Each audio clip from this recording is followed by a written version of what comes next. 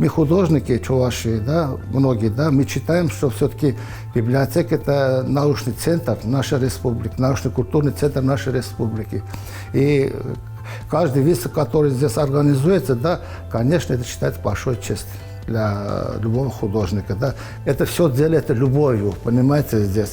И концертные программы организуют, дети выступают, приглашаем здесь мастеров искусства, поют. Понимаете, полноценная жизнь происходит здесь. Это очень нужное дело. Всегда у нас были такие выставки здесь, ну и будет продолжаться.